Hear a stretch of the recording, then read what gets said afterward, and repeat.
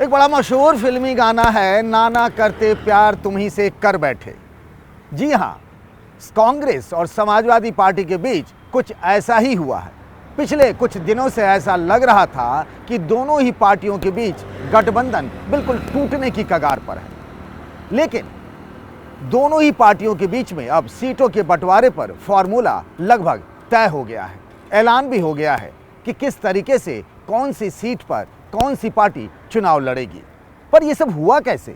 पहले तो ये लग रहा था कि 17 सीटों पर बात नहीं बन पा रही है, लेकिन 17 सीटें जो समाजवादी पार्टी ने कांग्रेस के लिए छोड़ी थी, अब उसी पर बात बन गई। तो फिर ये असंभव जैसी चीज संभव कैसे हो गया? जी हाँ, इसके पीछे प्रियंका गांधी वाड्रा को रोल यानी उनको क्रेडिट दिया जा सकता है।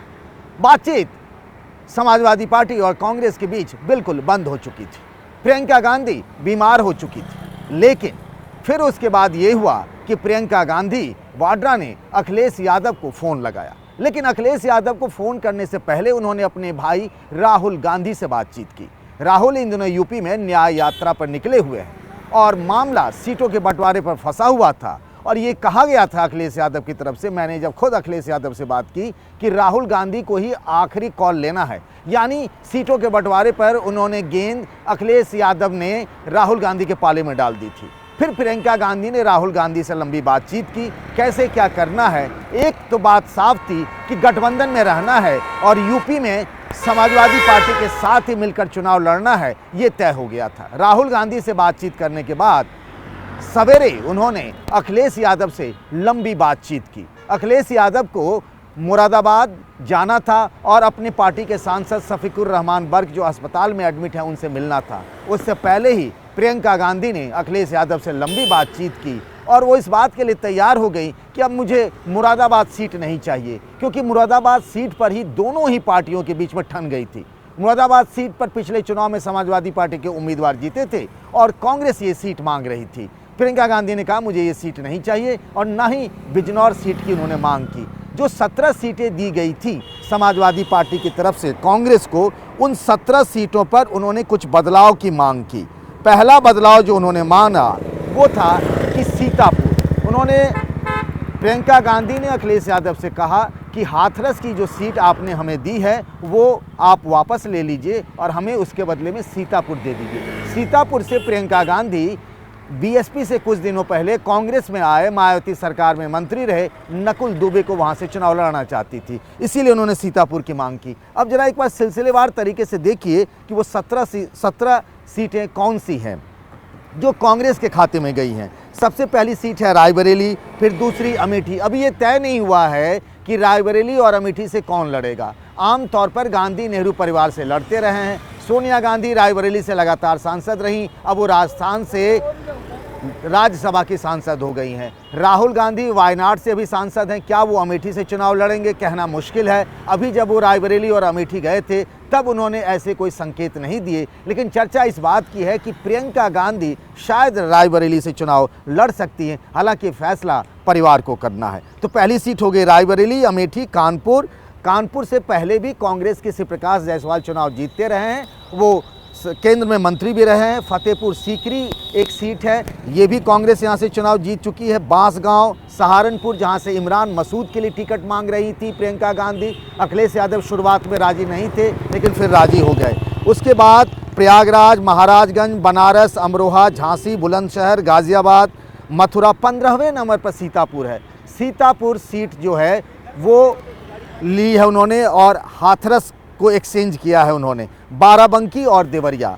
इसमें एक और चेंज वो चाहती हैं प्रियंका गांधी वाड्रा की तरफ से, जो कहा गया है कि आप हमें मथुरा या फिर बुलंदशहर के बदले में एक दूसरी सीट दे दीजिए, और वो उस सीट की मांग कर रही हैं श्रावस्ती, जहां से नसीमुद्दीन सिद्दीकी के चुनाव लड़ने की चर्चा है। तो एक तरीके से जो 2017 के विधानसभा चुनाव में कांग्रेस और समाजवादी पार्टी का गठबंधन हुआ था, हालांकि उस चुनाव में इस गठबंधन का प्रदर्शन निराशाजनक रहा था। उस वक्त मुलायम परिवार में घमासान मचा हुआ था और तब यूपी के दो लड़के, बड़ा मशहूर नारा हुआ था, राहुल गांधी और अखिलेश यादव साथ साथ चुनाव प्रचार करते मिले थे, लेकिन तब ये समीकरण और ये गठबंधन फेल हो गया था। इस बार जिस तरीके से इंडिया गठबंधन में एक एक करके लोग पीछे हटते जा रहे हैं, पहले नीतीश कुमार पीछे हटे, फिर जयंत चौधरी ने साथ छोड़ दिया। इस बात की आशंका बढ़ गई थी कि सीटों के बंटवारे पर जिस तरीके से गतिरोध बना है, कहीं अखिलेश यादव न पीछे हट जाएं। और अखिलेश यादव 17 सीट से एक भी सीट अधिक देने को तैयार नहीं थे। लेकिन प्रियंका गांधी ने सूझबूझ से काम लिया, पहले अपने भाई राहुल गांधी से बातचीत की और फिर अखिलेश यादव को इस गठबंधन के लिए तैयार कर लिया। अब प्रियंका गांधी के बारे में कहा जा रहा है कि 24 तारीख को मुरादाबाद में वो न्याय यात्रा में अपने भाई राहुल के साथ नजर आएंगी। तो क्या राहुल और प्रियंका के साथ आगे न्याय यात्रा में अखिलेश यादव भी जुड़ेंगे? ये सवाल अब पूछा जाने लगा, क्योंकि अखिलेश यादव ने इस बात की घोषणा की थी कि वो राहुल गांधी की न्याय यात्रा में रायबरेली में जुड़ेंगे। लेकिन उन्होंने पहले शर्त रख दी बाद में कि जब तक गठबंधन नहीं हो जाता है, सीटों का बंटवारा फाइनल नहीं हो जाता है, वो मंच शेयर करना उचित नहीं समझेंगे। उसके पीछे अखिलेश यादव का तर्क ये था कि अभी हम उनके साथ फ़ोटो शेयर कर लें, मंच शेयर कर लें और फिर बाद में कहीं अकेले चुनाव लड़ने की नौबत आएगी तो इसका पॉलिटिकल मैसेज अच्छा नहीं जाएगा। अब सवाल ये उठता है कि पिछले लोकसभा चुनाव में समाजवादी पार्टी, बीएसपी और आरएलडी का गठबंधन था। इसके बावजूद आरएलडी का खाता नहीं खुला। बीएसपी 10 सीटों पर जीती, समाजवादी पार्टी 5 सीटों पर जीती। इस बार बीएसपी अकेले चुनाव लड़ रही है। समाजवादी पार्टी और कांग्रेस का गठबंधन है।